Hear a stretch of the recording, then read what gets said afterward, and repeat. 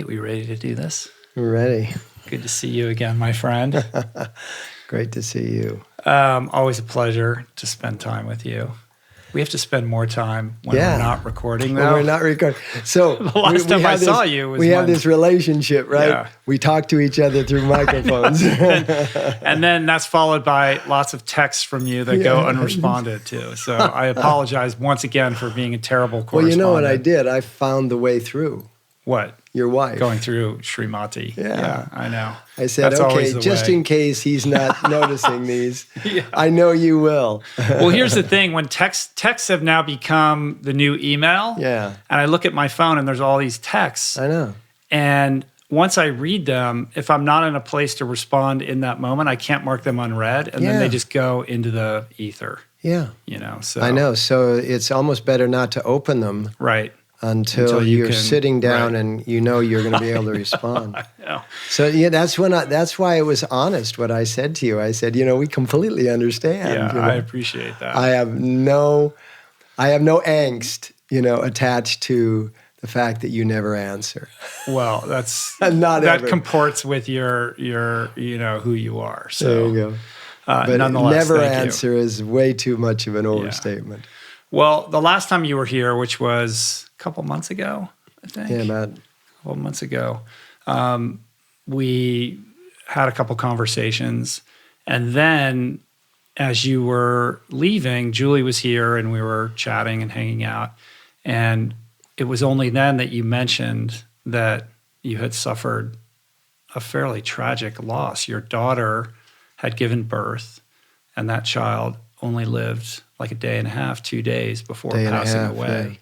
Yeah. And we had just spent several hours together. You were regaling me with stories, and you seemed to be completely fine. And I had no idea that something like that had just transpired in your life. So I thought that it would be instructive and helpful to explore that, to talk about that a little bit.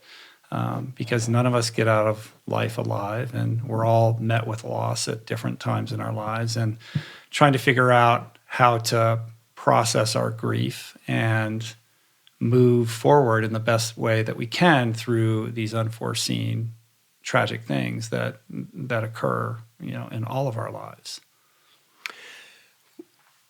One of my great teachers in life has been our children, our son and our daughter. And in working with this, because it was Tiaga, his name, was born on June 13th, and he was having trouble breathing and never really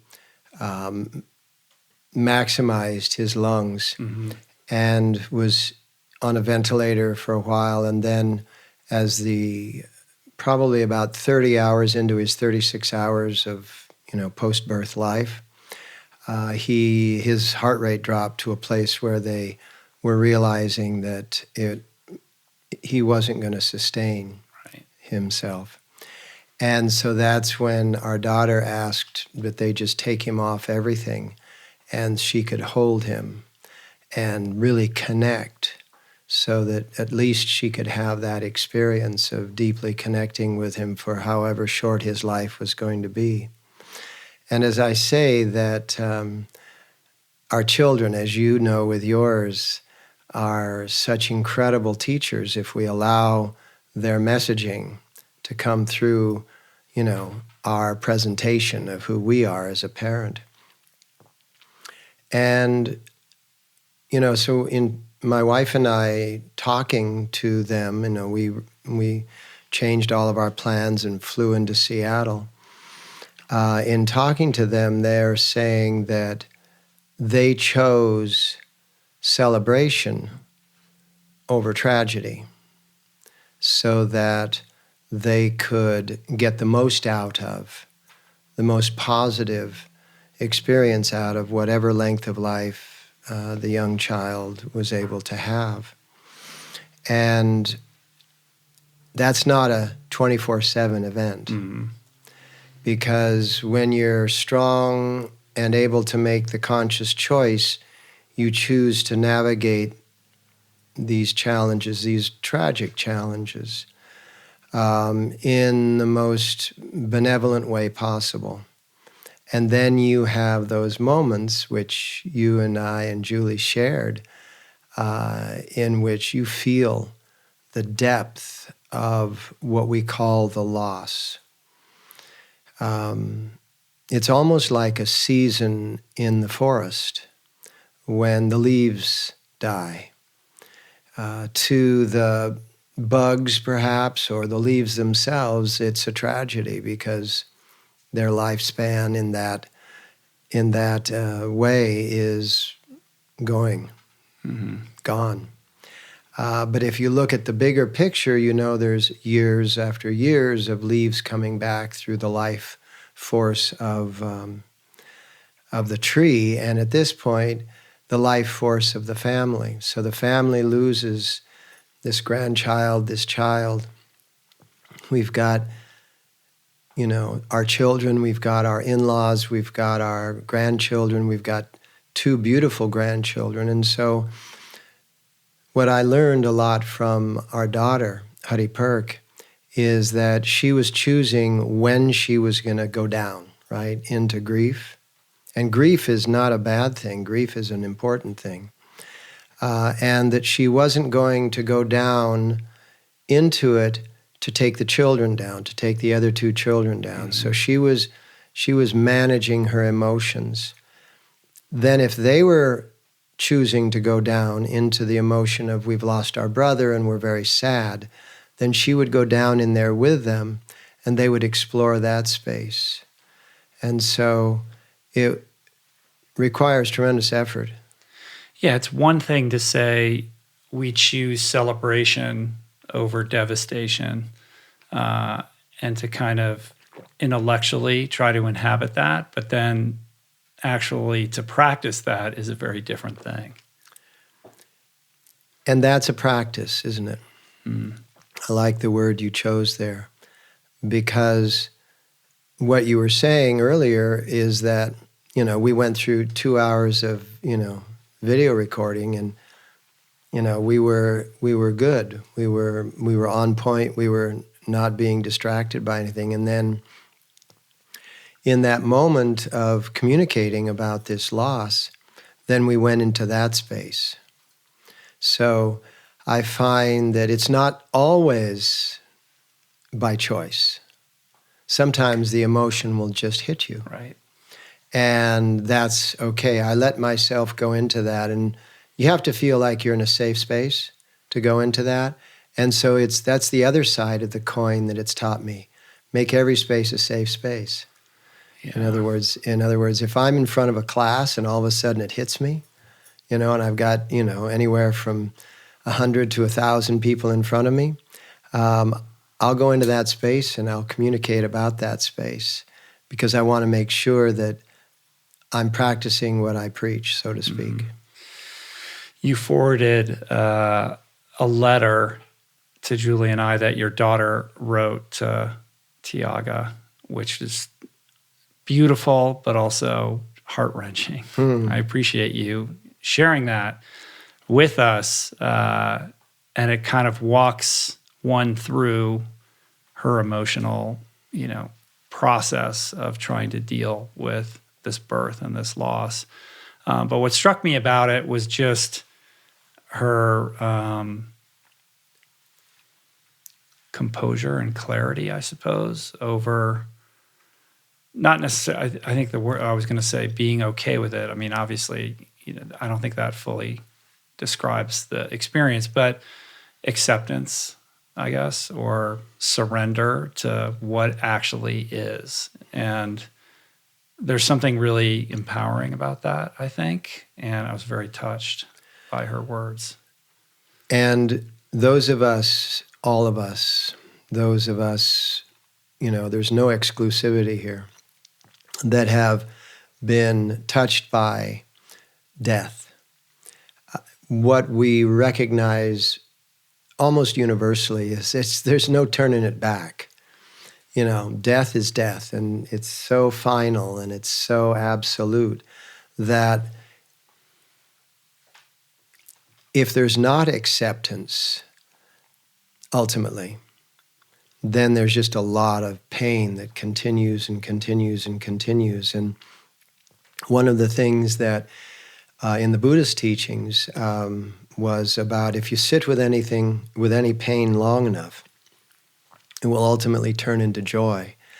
And that's quite clearly because if you're sitting with this thing that is absolutely final, eventually you will come to the acceptance, using your word, the acceptance of that finality. And then you have to surrender into that acceptance. So using both of those good words that you led with are really important.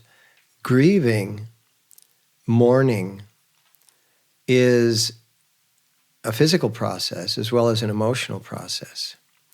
And quantum physicists are communicating about the touch of gravity, that when two objects, no matter how small or large they are, they could be star systems colliding, or they could be two people hugging. What ends up happening is that the gravitational field, be it as gentle as it is in human beings, creates a wave. And that wave, and they've measured, seems to go on without an end. It doesn't seem to diminish over time. And what the spiritualists have called this over the thousands of years is the ectoplasmic threads that connect us. And so grieving is a process in which you're releasing those connections to the physical form so that you can reestablish a connection with the soul body or with the vibrational body, whatever one wants to call it. Doesn't have to be a belief in God and all of that. It's just a get a relationship now, not with this small baby, but get a relationship now with this sort of endless soul. And I'll tell you, ever since Tiaga came and quickly left, I've got a new buddy. Sometimes I get angry, right? I'm not always like super pleasant around this friendship. Sometimes I'm really upset with, you left me here, Bubba. You did not. I was hoping that you were going to stick around and be a pal, be a co-teacher, be a whatever. So I go through that. And it's interesting you bring up our daughter because she chooses not to go through that. She chooses I was going to ask not. how she's doing now. She's doing incredible. That doesn't mean that she doesn't have moments in every day in which she has to be incredibly sad. But she's an inspiration. What was really wrenching about the letter that she wrote was that initially it seemed like it was going to be okay. Like when Tiago was first born, clearly there were issues. He was blue. There was, evidence that things were not okay, but the doctors seemed like they were going to be able to manage this, and there was no reason to panic. So that creates a sense of hope, or a calming effect, like, okay, like this is tricky right now, but it's going to be all right. And then to have it turn, and then a day later to learn, like, no, this is not going to be okay. Yeah, So a day the later, emotional roller coaster of that. A day later, they moved from the NICU, which is the neonatal, intensive care unit, into hospice, right? So then you move from trying to do everything to save the life into doing whatever needs to be done to allow the life to pass. And that all happened within a 36-hour period. Mm-hmm. So you think about, time being an illusion. If your whole life is going to be concentrated down into 36 hours, that's a phenomenal illusion. So how do you make sense of all of this? faith and trust, not faith in something or trust of something, but just having the faith and trust in that this has happened, therefore it has happened. It's a little bit like that moment, I'm sure, and when you hit the wall in an ultra race, right? Where you suddenly realize that you've gone way too far to turn back. It's like, you've gone 3/4 of the way across the river swimming, and it's not a good idea to turn around because you can't make it. And so in the midst of what's going on, all of this energy, there's no turning back. I think what people find in tragic challenges is a part of themselves that they didn't know existed. I think that people step up in crises in a way that they're not familiar with, oftentimes. And then it's a matter of being able to sustain that really higher view of things. The doctors at one point said, that they could sustain this life for a little bit longer. It wasn't going to be, an open end. They were talking pretty much, hours, not days or weeks. And that's when our daughter just said, actually, I need us to remove all of the equipment because I haven't had a chance to bond.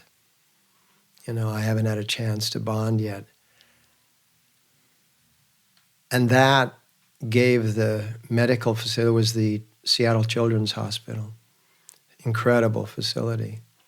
That gave the doctors and the nurses and the medical assistants such a relief, because they've probably been through many instances where if they give that choice, they know that it's not a permanent fix, but that they can sustain the life for maybe 8, maybe 10 hours more, whatever.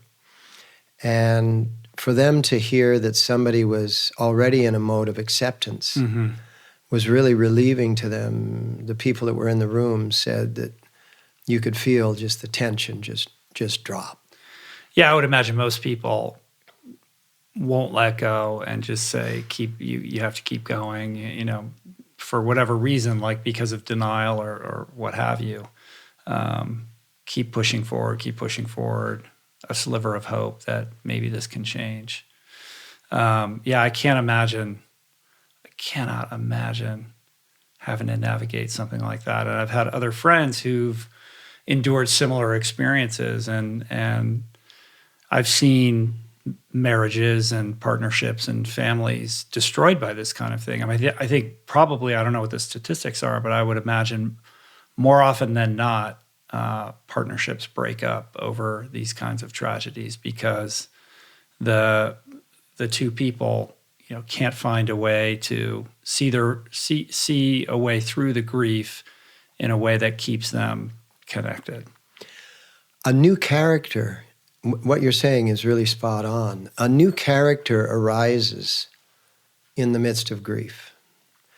Because we're not out there, what do you want to do today? Well, let's go have some grief, Nobody says that, right? Let's go have some fun is what, most people say. And so we're accustomed to our relationship that's based around a good time. And so when our relationships, whether they're husband and wife, parents and children, parents, children, and grandchildren, these relationships are all set in motion around the things that we do together. And so when all of a sudden we are all now, every single one of us, going through extreme grief, which is, what we've been going through now, there's a different person that arises in each one of us. And we have to be very accommodating and very accepting and very surrendering to that new person. I know that my wife and I, the grandparents, or one set of the grandparents, we'll be going through our day, and then all of a sudden I'll notice her or she'll notice me, and we're not in that same energy. And we've found that just by being there for each other, we don't have to share the emotional moment in a likewise emotion, but just to be there and just to say, oh, let's stop for a moment. Let's, if we're driving, we'll pull over. If we're eating, we'll sit, be still. If we're in the midst of doing something, we'll take care of that. And it has taken, and our family, like many families, have been drawn even closer together around this. To witness this through the eyes of our other two grandchildren, a 5-year-old girl named Narayan and a 3-year-old boy named Sahej. And to experience what a 5-year-old brain and a 3-year-old brain is doing with this information, because, their mom was pregnant, their mom's getting bigger and bigger and bigger, their mom's going to give birth, they're going to have a little, brother or sister, and, they're all planning in their little way how they're going to be relating to this event. And then the event turns out like what happened. They have to adjust. They have to end. That's one of the things about our daughter and our son-in-law that is just remarkable, how they have been navigating the 3-year-old and 5-year-old emotional world so that they can fully process their experience. Yeah, with the limited capacity that they have at that time. I mean, I would imagine the best way to as a parent to help a child of those ages do that is, on the one hand, you want to normalize life. Like, not everything stops because of this, and you want to keep their day-to-day somewhat consistent. But on the other hand, you don't want to create an environment of denial around what's happening either. Right. There has to be a sensitive way of grappling with the reality of what's occurred, but doing it in a way that a mind of that age can process in a healthy way. And what they have been communicating with the children, and when the children are around, is that, we choose to honor Tiaga for the time that he was here and what he meant to us, and what we planned on being with him now has to be transformed into, he's with us in spirit, he's with us in however one wants to relate to that. Little Sahej, they went out and they planted a tree for Tiaga on some of the family property on Woodby Island in Puget Sound. And after they planted the tree, and both Narayan and Sahej were fully involved, fully engaged in doing it, it was kind of like on the side of a little incline. The 3-year-old boy just marches up to the top of the hill, turns around and faces everybody and says, "I have a brother. He died." And he walks back down the hill. Oh, man. Wow. So it's like, okay. I will say that to have, they always say the worst thing a parent can face is the death of one of their children. And I will say that all around the world, with all of these parents that are facing these things on a daily basis, because it's a big world, and this happens a lot, that a child that is 36 hours old doesn't have as deep a connection in memory. It does in soul body, obviously, but in memory as one that is years old, a decade old, or what have you. And so the level of how one would process grief is going to depend upon the amount of time that one has been engaged with this person. Yeah. Yeah, I mean, what I've seen is one parent will, I mean, no matter how many tools you have in your emotional toolbox and how deep your faith is, this will test you beyond anything you've ever experienced. And it's not uncommon for one partner to get stuck in one phase of the grieving process and be incapacitated and unable to kind of move on to the next phase, whether it's victimhood or anger or denial. And you'll have another partner who's trying to normalize the situation. Look, we got to move on with our lives. And that's where the split occurs. There's a rift and a cavern, an emotional cavern between those two people that over time becomes more and more difficult to bridge. And these people end up becoming estranged from each other and ultimately moving in different directions and breaking up, hence the split of the family. So I think it takes a tremendous amount of presence and consciousness and hard work. And this is just me, imagining, because this is not my own, I've never had this experience myself. But the challenge of trying to move forward and maintain that togetherness and that connection probably is one of the most difficult things that a couple could ever have to do together. Very well spoken, and a really important framing of what happens in many instances. Grief, tragedy, jams so many different emotions up together that oftentimes the split, the cavern as you called it, the gap between people is because the different emotions that are all being rushed to the surface don't match up. Usually when two people are relating, it's a bit of a dance where they're not stepping on each other's toes. When all of the emotions come screaming to the surface, literally, that's when you're not doing a dance, you're collapsing. And because of the burden of this emotional experience. And what I found to be really important is a lot of talking. We would be sitting in Seattle with our children, and we'd really honor each other's perspectives.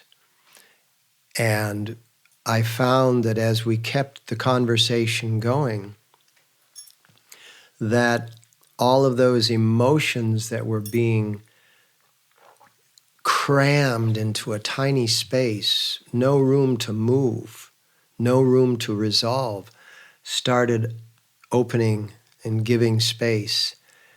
And then you start noticing similarities and familiarities between how you're feeling and how somebody else is saying they're feeling, but aren't necessarily showing it.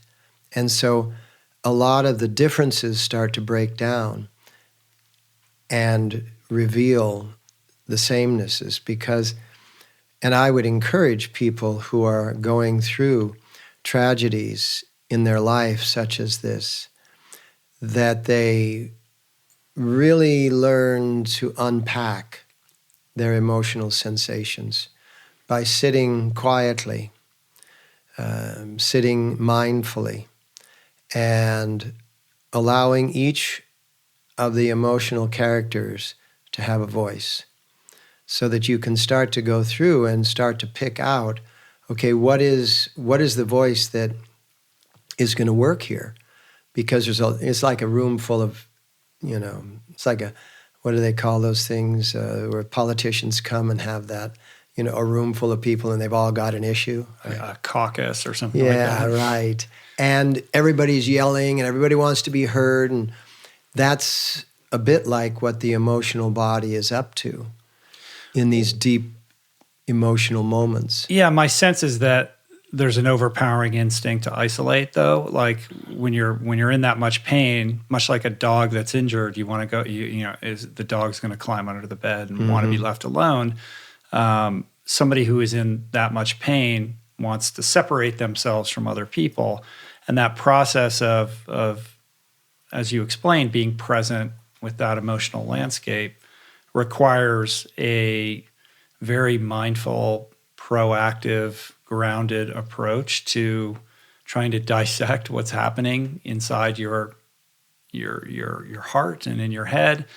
But I would suspect that the experience of being in that place is one in which there is an overpowering, looping of the mind where you're just replaying some narrative over and over and over again in a way that's very difficult to override, so that you can get a little bit more clarity so you can ground yourself.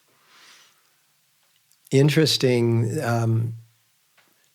As adults, we tend to sophisticate our emotions, which means that we tend to translate them into something that is presentable. And then when an event such as a tragedy happens, all of that cover comes off. Now we're afraid to show anything because we have no idea how it's going to turn out. One of our grandchildren said, was feeling really awkward one morning, very early on after this event, and just started pounding this pillow. I don't want Tiago to die. I don't want Tiago to die. I don't want Tiago to die. And this went on for, I don't know, maybe 90 seconds. I don't mean like continuously, but it was like every so often, I don't want Tiago to die. And as we were just sitting there, we weren't trying to fix it. We were just sitting there, being with that child. And then the child just sort of sat for a moment, took a deep breath, and moved on. They didn't go into, frolic and joy, but they moved on.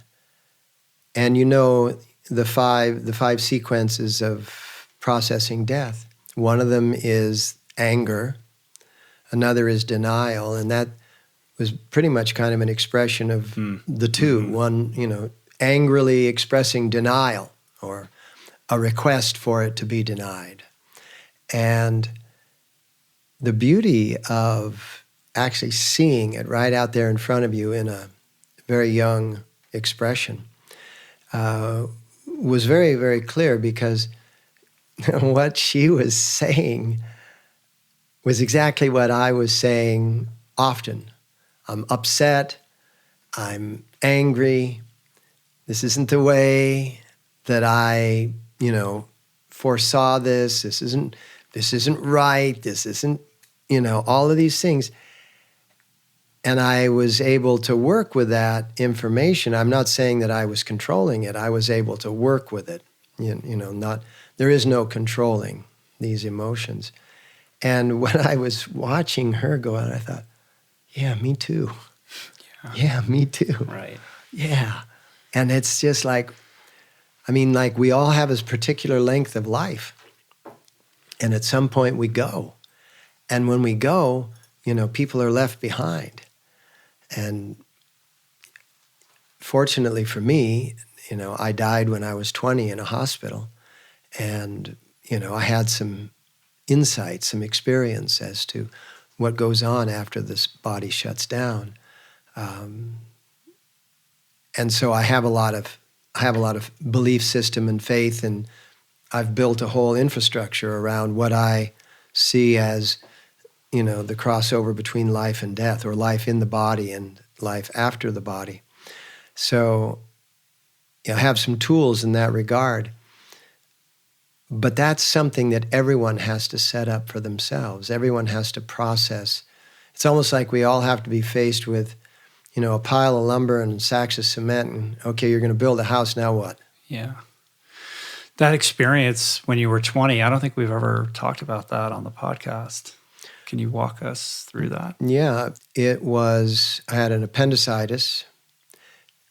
I had an undiagnosed appendix pain that had gone on for a few months.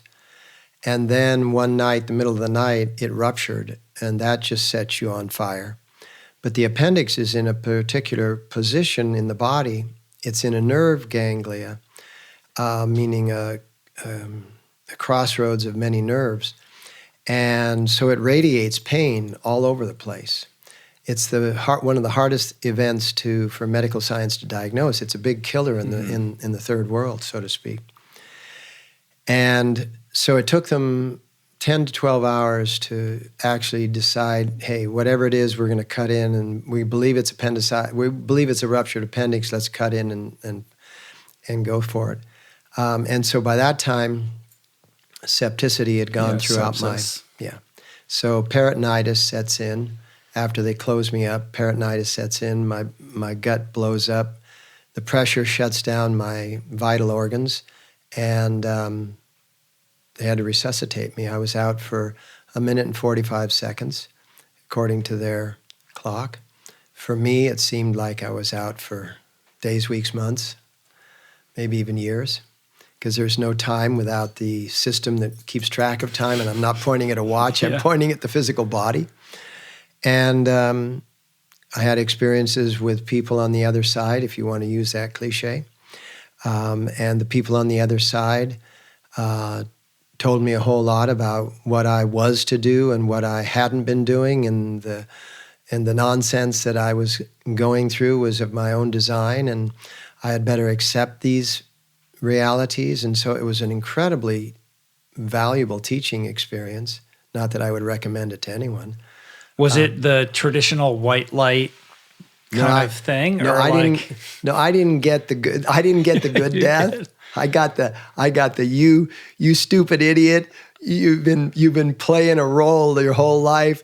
If you're going back, and you are going back, you're going to have to nail it. You're going to have to go back there, and you're going to have to exude the strength to be truly you, as opposed to, everything is perfect and you're guided by this and guided by that. So maybe I went to hell and everybody else with a white light goes to heaven. But wow. So was this message being delivered by people you recognized? Was it what?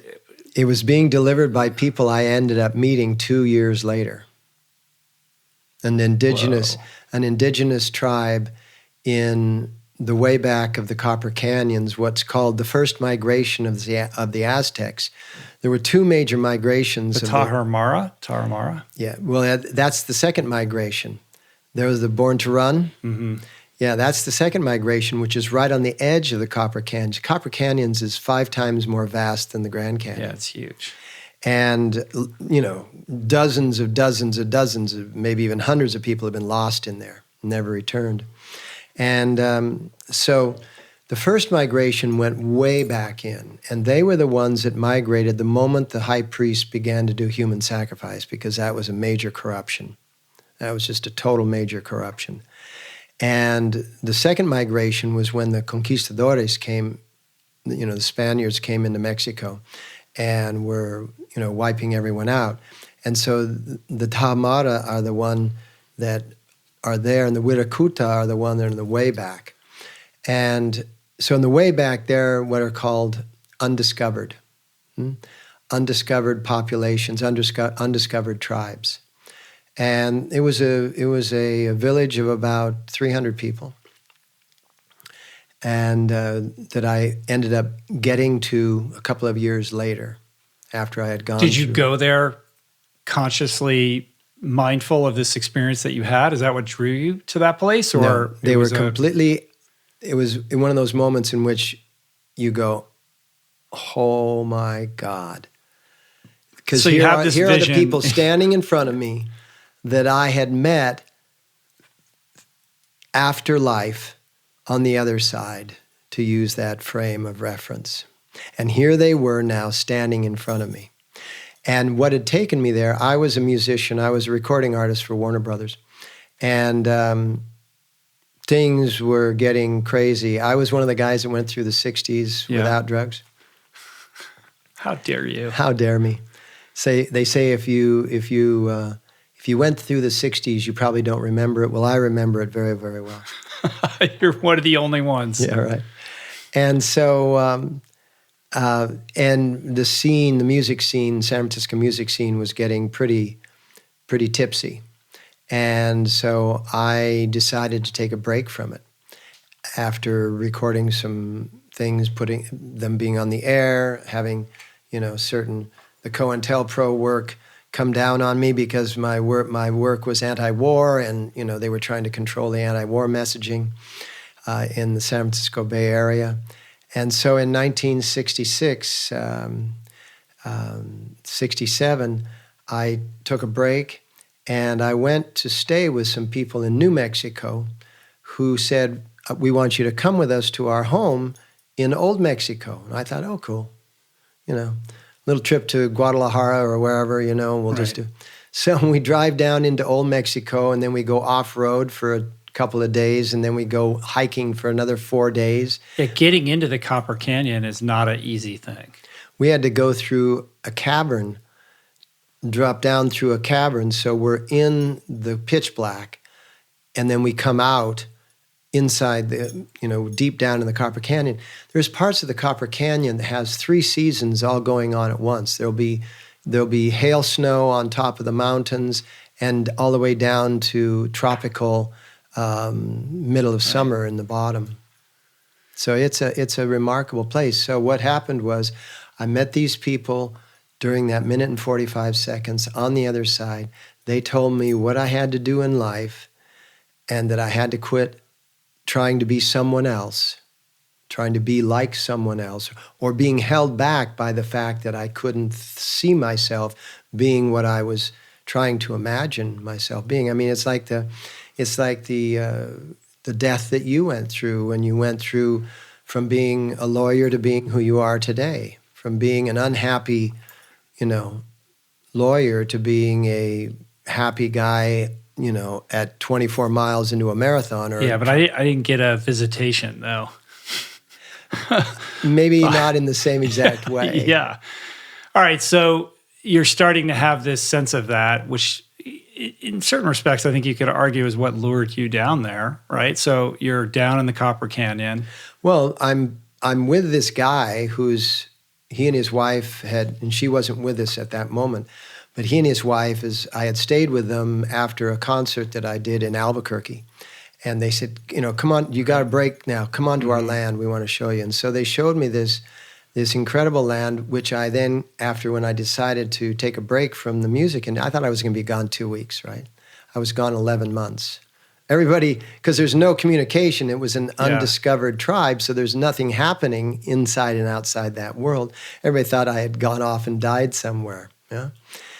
So the end result was that I met the people in the flesh that I had met before, and they knew when they met me before that I was going to ultimately meet. And so that's the kind of magic that goes on in the indigenous world.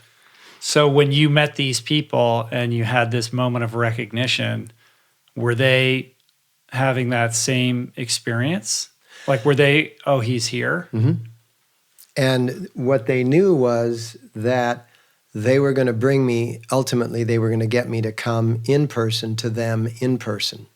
So they had the meditative capacity to go outside their body and be out in the non-physical zone, and I'm not going to use any specific names just so that we don't brand it. And in the non-physical zone, we meet, we have communication. I end up with defibrillator paddles getting sucked back into my body, so I leave them, so to speak, behind.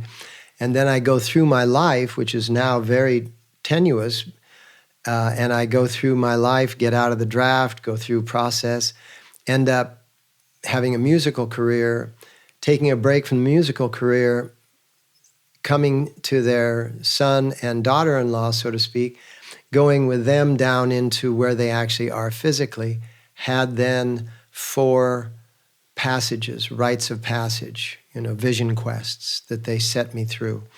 And but what it gave me when Tiaga passed, it gave me a greater sense of comfort as well as a greater sense of discomfort, because I got to come back in and continue my journey.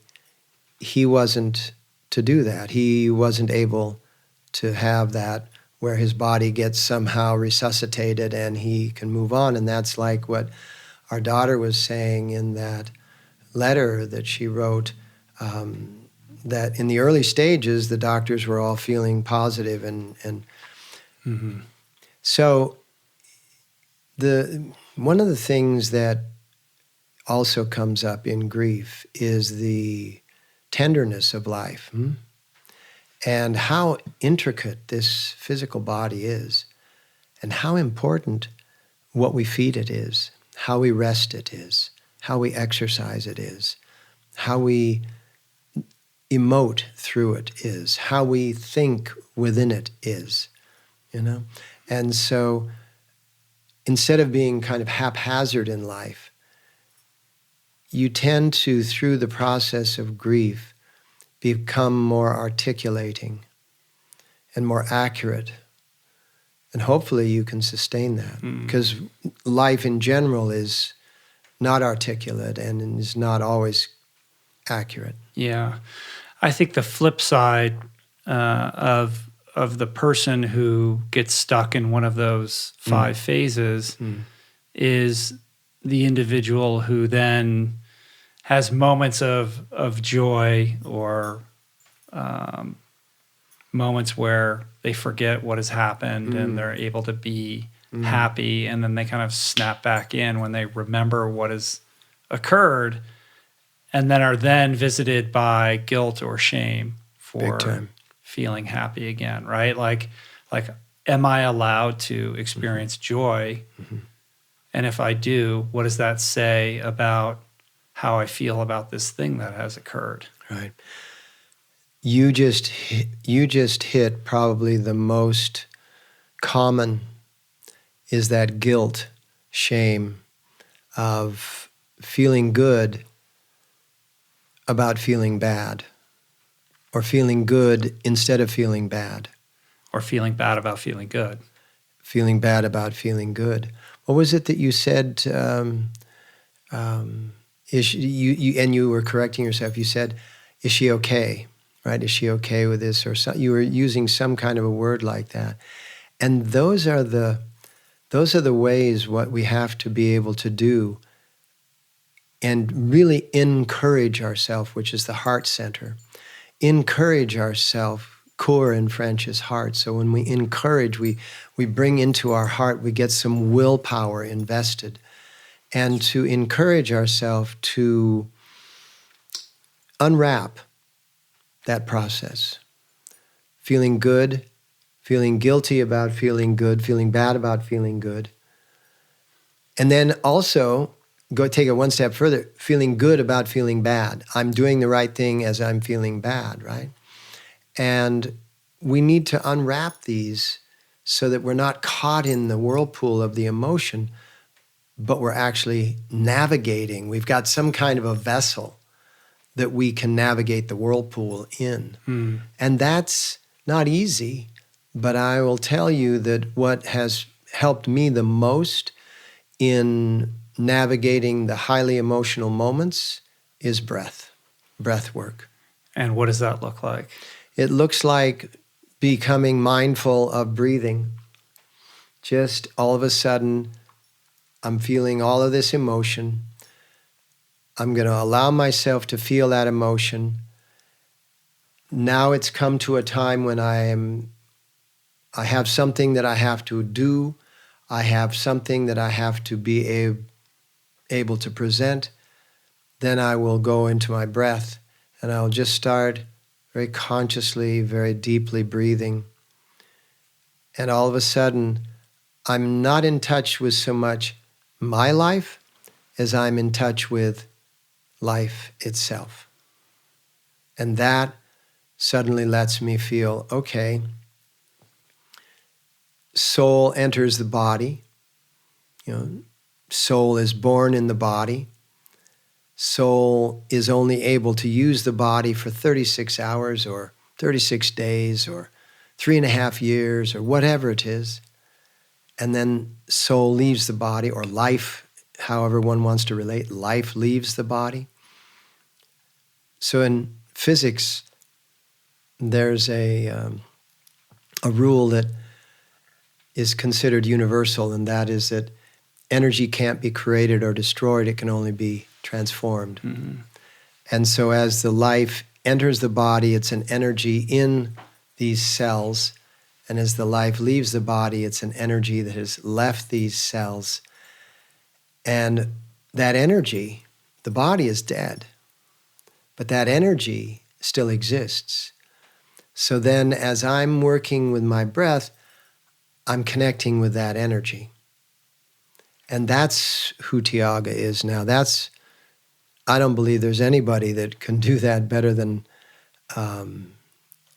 someone who has experienced this firsthand and is choosing to get beyond it in a very healthy way.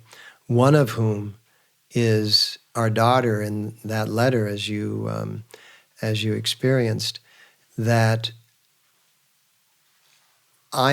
she is saying, and my wife and I are choosing the same path, choosing to stay connected to Tiaga, not to Tiaga's body. Yeah, it's, I think the way that we culturally relate to these kinds of things has sort of metastasized into a very unhealthy psychological disease, for lack of a better word. And I think that's a function of the fact that in our modern lives, we have insulated ourselves from so many of the primal rhythms of what that ancestrally defined us as human beings. So intellectually, we understand, yes, we will die, bad things happen, etc. But meanwhile, I'm in my house and the air conditioning's on and I go to my job and it's about, just living our lives. And we feel like those things happen to other people, or, yeah, I'm going to die, but maybe I won't, maybe that just happens to other people. And we've whitewashed society to such an extent that we don't see, it's very difficult actually to be connected to the passing of another human being. You might go to a funeral, but do you see a dead body, or have you seen a dead body in your life? Like, I think I only have once in my entire life. And so it's removed from your line of sight, from your field of vision completely.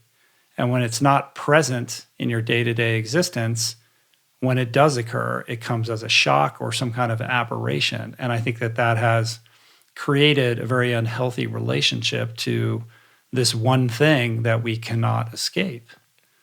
And I think it's important, that was a very beautiful story, and I think it's a very healthy relationship to a situation that, you certainly didn't want to have happen, but these things do happen. How can we, as a culture, create a healthier relationship to the passing of our loved ones, or just death in general? And I think we have to invite it back in. It's such a taboo, it's not even socially polite to talk about it. And I think it creates an awkwardness, like in this very situation that you're in, outsiders don't know what to say. Do we visit them? Do we bring a casserole? What do we say when we're there? Oh, it's easier to let's just leave them alone for now through their grieving process, because we're uncomfortable and we don't know what the appropriate action is to take because we don't have experience with this. Two ways of working with this in today's world. One is hospice, and another one is after death, is the wake, both of which are incredibly healthy and healing. We have an associate who is, there are birth doulas, and she is in a category of what's called a death doula. And they attend to the dying in hospice. And one of the things that her task is to get the relatives to feel as comfortable with whoever it is that's passing as they were when they were living. That by this time in hospice, death is inevitable. It's not like, we're looking for a miracle, or we're, trying a new form of whatever medicine, but death is inevitable. And what she finds is that she can work people into the process of, let's be good with what this person is now able to communicate or experience, right? And if all they can experience, if they're no longer able to speak or perhaps not even able to hear, the holding of hands or the telling of stories. Maybe they can't speak, but they can still hear. So the telling of stories of what you remember about them in front of them, you're telling these stories. And so the process of dying has some consciousness that is arising in these Western industrial nations, much of which comes from the old traditions, even the indigenous traditions. And for example, take that of the Judaic system of having a wake. Sometimes the Christians, sometimes the Hindus, sometimes others, the Buddhists, they'll have a wake after the death, and everybody will gather. And yeah, people are crying, people are sometimes wearing dark glasses because they're embarrassed about showing how swollen their eyes might be. But it's a time when people sit around, they share nourishment, they share food, and they share conversations about, do you remember when? And golly, it seems like it was just yesterday that we were all with so-and-so and, we were doing this and doing that, and sort of sharing those aspects of a person's life after they have passed, or sharing with the idea of hospice. So both of these need to have a true and an assertive revitalization, so that we can really start to have the experience of someone else's experience, so that even if we have not personally had the experience, at least we've shared it or shared space with somebody that has. I would strongly suggest, by the way, because you're right, going into isolation is very instinctual. And there have been times during these past 2 or 3 months, I guess it's 2.5 months almost now, that all I want to do is just get in bed, pull the quilts over, put my head under a pillow, not on a pillow, but under a pillow, and just go black, right? Just go black. I don't want to have to respond to anybody. I don't want to do anything.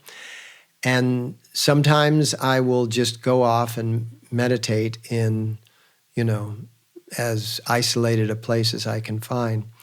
But I also find that if instead of going to that isolation, if I will take myself into a conversation, that I'm much more present. I pride myself in being very present in most moments, and I've found that there's a degree of presence that even I hadn't had before this experience. And so both isolation and conversation are healthy, but too much of one and not enough of the other is probably not the healthiest way of doing it. Yeah, I think it's completely normal and fine if you want to get in bed and pull a pillow over your head. But if you can't get out of bed for a month, then it becomes an issue, right? Like, I think it's a function of accepting where you're at and being okay with that. Like, right now, this is what I need to do.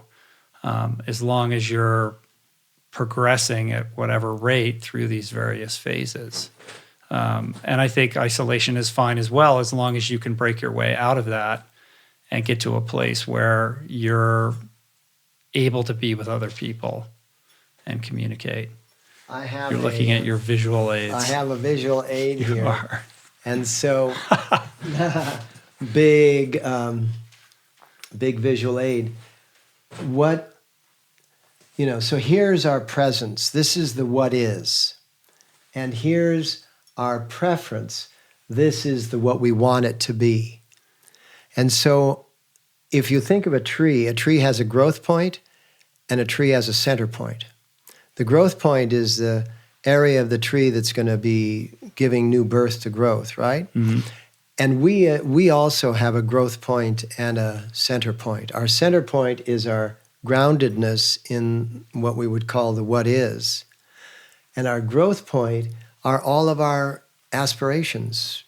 You know, what are you going to achieve? What are you going to do? How are you going to be, etc. In grief, the preferences get all distorted because some of the preferences of I don't want Tiaga to die are not possible to be met. And so what ends up happening is that you've got to be able to live with the acceptance of your preference while sitting in the presence of your groundedness. And in that way, you have to navigate what's called the difference. So it's presence, preference, and difference. And it's this difference that it says ruled by water because it's highly emotional. And what you end up with is this, if you can do it, and we're not successful, as I say, 24/7, but when a tragedy is upon you, if you can sit in your presence and be in that state of not wanting to isolate, but wanting to, even if you isolate, you're inside yourself, and then begin to work with your preferences. Which ones of them are realistic?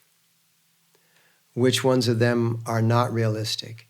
And as each person gets this sort of formation to work, then relationships can work. So if a couple is finding it awkward to be around each other because of a tragic loss, then that couple, each member of that couple needs to come into their center point, which is, if you want to physically, it's called the dantian in Chinese medicine. It's that point that's between the navel and the tail and the tailbone, that diagonal halfway down. So it's inside your body. That's where the true navel point is. And so you feel this gut feeling of centeredness, and you propagate it, you develop it, you nourish it. That's why in a wake, they would serve a lot of food so that people could come to that place, that digestive place. Not only are they digesting the food, they're digesting the event. And then in the preferences, in a wake, you're talking about all those wonderful times you had together. And you're preferring to remember those wonderful times while not getting lost in that memory as if it's an illusion, but staying grounded. And so, for example, what we are doing in our family and what our daughter and son-in-law are really instrumental, and our son too, really instrumental in guiding the family towards, is that we choose to celebrate Tiaga's life in the midst of all of the emotions that are going to be arising in the process. So I use that just so that people could see kind of graphically that we're not just talking like concepts here. Yeah, so for people that are listening and not watching on YouTube, Guru Singh held up a placard. An enormous. Yeah, at the bottom it said presence, and then above that it said preference. In between is the difference, defined by water. Emotions. Turbulence. Of all of that.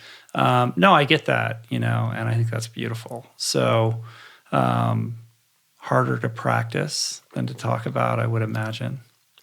Much harder. Yeah. All right, we need to wrap up this edition of the Guru Multiverse. So I would just say in wrapping that the expression called good grief is real. That grief, the mourning process, is important. Everyone will go through it in their own way. There are tools that you can use to help you through it. Most importantly is communication, conversation, healthy isolation, mixing that together, not getting into any one to deviate from, one form into a total denial or a total, refusal or anger mode, but to really go through the process fully, and it becomes good grief. So if someone's listening to this and they're in that spot, they're navigating loss, they're in their grief, and they feel stuck, like I just cannot escape this prison. I'm so angry. The world has wronged me, and I cannot see my way to the other side. What is the path? Like what can you say to that person, and what practices? You've talked about breath, you've talked about communication, but what do you say to that person? A cosmic law is that for every action there is an equal reaction. So for every circumstance there is the polarity. They're in a place stuck. This is wrong. Never should have happened. I'll never break out of this. Right next to that is not stuck. This was not wrong, even though it was horrible. Something is here. If you can open up to the possibility that the law of physics, the law of the cosmos is that for every action there's an equal polarity, an equal and opposite reaction, then that will give you a little working space. Because in stuck, there's no space. And you have to give yourself the gift of finding some amount of space that'll allow you to make some movement, knowing in some way that the law of physics, the law of the cosmos, is that the other side still exists. That will then trigger hope. And you can start to slowly work your way out, breath by breath, step by step. Yeah, the adage that everything that shows up is for your growth, I think is true. There is an opportunity in everything for transformation, for greater self-actualization. But to deliver that message to somebody who's in that space is not going to be well received. It's going to be an it's not the right thing. That is not the thing to say to it's an FU somebody moment. Who's in that. But to deliver to them, I don't ever go look on the brighter side, But I do go to the place where, even in talking with myself, as terrible as this is, there is other things taking place. And if I can find my way to the other things without being in denial of what the tragedy that's happened, then I can begin to get a segue, a movement, a shift. Well, I think that's a good place to end this session. Thank you. You are a blessing, my friend. I appreciate your message and your compassion and your wisdom, and it's always a gift to talk to you. So thank you. Yeah, and I do want to make clear that no matter how advanced one might seem, these kinds of situations cut you off at the ankles, and there is no perfect way through. Everyone does it the way they can do it. Yeah. It's messy no matter what. Wow. Beautiful. All right. Until next time. Peace. Plants. Namaste. Sat Nam. Sat Nam.